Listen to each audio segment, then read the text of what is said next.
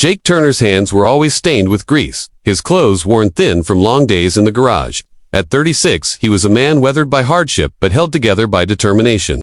Life had dealt him more struggles than most. Losing his wife 3 years earlier, Jake had been left to raise his 10-year-old son, Evan, alone. His small garage in rural Colorado barely made enough to cover rent and groceries. But every morning he pushed through, knowing his boy depended on him. On a gray afternoon, rain began to fall steadily, tapping against the tin roof of his shop. Jake was about to close when headlights flickered at the end of the gravel drive. A van sputtered to a stop, steam rising from under its hood. Slowly, the door slid open, and a woman in her 30s maneuvered herself into a wheelchair. She struggled against the rain, pushing toward him. Her voice was soft but shaky as she explained, "I was driving back from the city when the van broke down. I don't know what to do." Jake rolled the van inside without hesitation. He could see the embarrassment in her eyes when she admitted she didn't have enough money for a big repair. Most mechanics might have turned her away, but Jake simply shook his head and said, "Don't worry about it. You've been through enough already." She looked stunned. "You don't even know me," she whispered. Jake gave her a gentle smile. "Ma'am, sometimes it's not about money. Sometimes it's about doing the right thing." As he worked, Evan peeked from behind the counter, watching curiously. Jake explained every step: how the fan belt had slipped, how the coolant leaked, and how he would patch it up. Hours later, with rain still falling, the van was running smoothly again. The woman's relief was visible as she sat behind the wheel, thanking him over and over. She tried to hand him a small folded bill, but Jake refused. "Just promise me you'll get home safe. That's payment enough." For a moment, she stared at him as if memorizing his face. Her eyes welled with unspoken gratitude.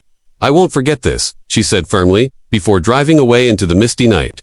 Jake watched her go, his son tugging at his sleeve. "Dad, why didn't you take the money? We need it." Jake crouched down and placed a hand on his boy's shoulder. "Son, some things are worth more than money. Helping someone who needs it, that's what your mom would have wanted us to do." Jake didn't think much more of it. To him, it was just another long day, another broken vehicle, another reminder of how hard life was. What he didn't know was that the woman in the wheelchair carried a secret, and his small act of kindness had already set in motion a chain of events that would soon change everything.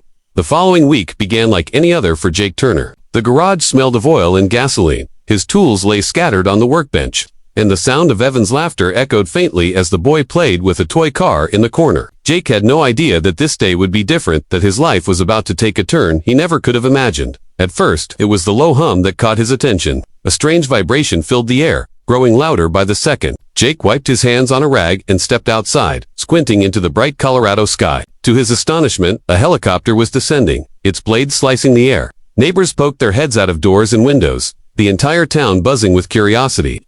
The helicopter slowly lowered into a nearby field, and as the rotors slowed, 2 men in dark suits stepped out, followed by the same woman he had helped just days earlier. Jake froze, not understanding what was happening. The woman wheeled forward, a smile spreading across her face.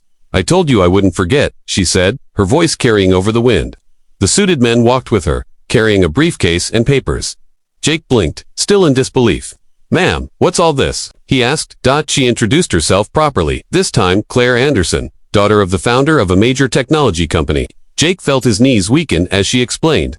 "That night, when you fixed my van, you had no idea who I was. You didn't judge me, you didn't demand payment, you just helped. People like you, they're rare." Claire motioned to the men, who opened the briefcase to reveal documents. She continued, "I want to invest in you. Jake, you've built this garage with your own hands, but I know you've been struggling. I want to expand this place, give you the tools and staff you need to succeed. This isn't charity, because you earned it with your kindness." Jake's throat tightened, his calloused hands trembling. For so long he had fought alone, carrying the weight of bills and loss, never expecting a miracle. His son Evan ran up beside him, tugging at his arm. "Dad, is this real?" Jake knelt down, hugging his boy close, tears burning in his eyes. "Yes, son, looks like it is." The townspeople who had gathered around began to cheer, clapping at the sight of the humble mechanic being lifted up by the very person he had once helped without expecting anything. Claire smiled through her own tears. "Sometimes, Jake, the smallest act of kindness comes back in ways you can't imagine." That night, as the helicopter lifted off again, Jake stood outside his garage, staring at the papers that guaranteed a future he never thought possible. He whispered to his late wife, in the quiet wind, "We're gonna be okay now." And for the first time in years, Jake believed it.